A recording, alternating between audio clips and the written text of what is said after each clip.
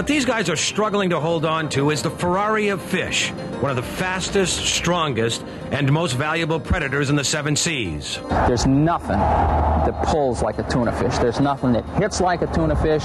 There's nothing that keeps coming back at you time and time again. It's just the ultimate fish to catch, and we've got him here off the coast of Maine better than any place in New England. We're lucky. Got one on! Boy, do you have to be lucky and skillful to catch one of these babies. They can swim up to 80 miles an hour, and they can weigh as much as 1,500 pounds. They leave every other fish in their wake.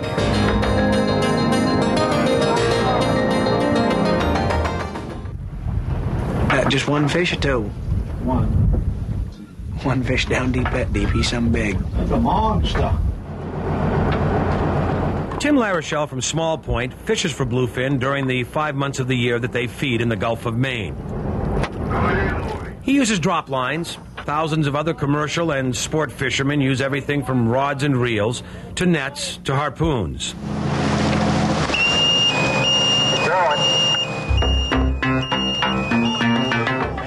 It's not just the unmatched power that lures the fishermen of the world to chase the elusive bluefin.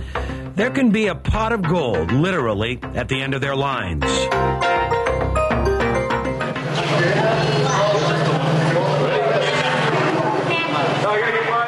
You'd be giving the thumbs up, too, if you just brought a fish to market that sells for as much as $50 a pound, wholesale.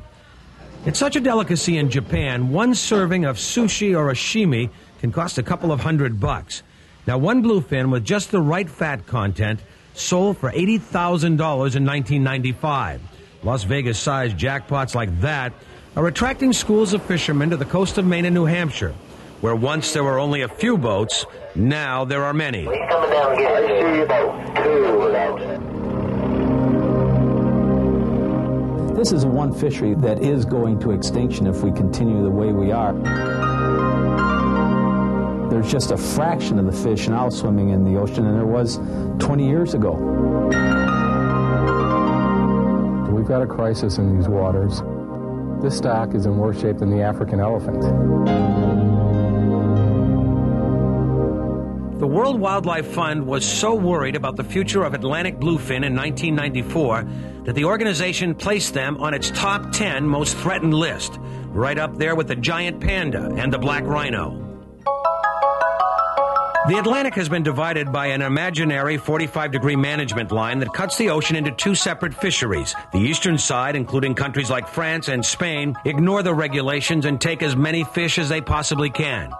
In the western Atlantic, which includes the United States, Japan, and Canada, many scientists believe the number of adult bluefins, 8 years old and older, has dropped by more than 80% in the last 25 years, from approximately 320,000 to 42,000 between 1970 and 1994. Nice, we'll take him right out. We'll never get him out again if we don't. Perhaps these disturbing numbers are best reflected in the annual Bailey Island Bluefin Tuna Tournament, the oldest in the country. Okay, smile. There was a time, like back in 1971, when the dock was so full of fish at the end of the day, curious spectators were not allowed on it for fear that it would collapse. The tournament has never seen catches like that since, and some fear it may never see them again in the future. This decline has occurred despite the existence of this group, the International Commission for the Conservation of Atlantic Tunas, or ICAT. Delegates from 21 countries meet every November, and they fight over the number of fish that can be legally caught by each country. President Bush, stop Bill Fox, say that. These bluefin fishermen who marched on former President Bush's summer home in Walker's Point say ICAT's quotas are unfair. They say there are plenty of bluefins, and they don't want their catches cut anymore. There is no justification in the case of bluefin for sacrificing any more additional American jobs. Even so, cuts of up to 50% in the last decade have pitted some recreational and commercial fishermen along the eastern seaboard against each other. Well, the best thing would be to give us back the fish that's been removed from us.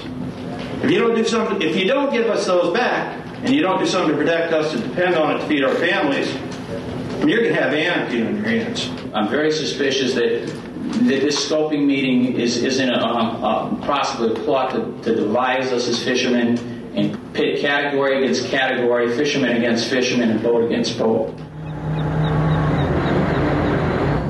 And along the mid-coast, Bristol, Pemaquid, and Rockland, winds northwest 5 to 10 miles an hour, highs in the mid-60s. Well, I think today's going to be good. Get a little breeze in the morning and then die out. It'll probably be a perfect tuna day.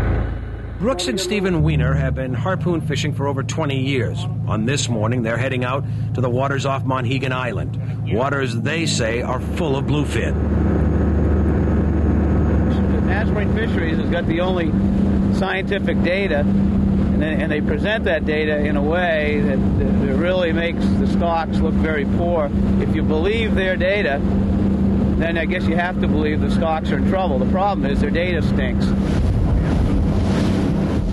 The big questions are how many bluefin are really out there, and how many are spawning, and where? How many are crossing the line and ending up in European boats? The imprecise, fluctuating numbers used by governments and the fishing industry have only fueled the fires of distrust. Who do you believe? Depends on whose numbers you use. Until now. This will detach from the fish, float to the surface, and transmit. At $2,500 a pop, these pop-up satellite tags could be the definitive answer everyone has been looking for. Once you attach that tag to the fish takes off, and the tag then disengages from the fish and pops up to the surface via its float, and then starts transmitting its location information to the satellite. Satellites following bluefins on their long migrations up to 5,000 miles. With government and fishing industry money, scientists like Dr. Molly Lutkovich of the New England Aquarium have been tracking these fish with some surprising findings. Most people knew that fish crossed the 45-degree management line. What was interesting is how many fish, the small number of tags that we deployed, crossed the line. I believe we have 5 out of 20 tags that were found east of the management line. They're showing exactly what we've been saying for a long time, that it does matter that there be compliance and that there be comparable management measures in place in the Eastern Atlantic. These fish, when they leave New England, they swim across that line and they're subject to unrelenting fishing pressure.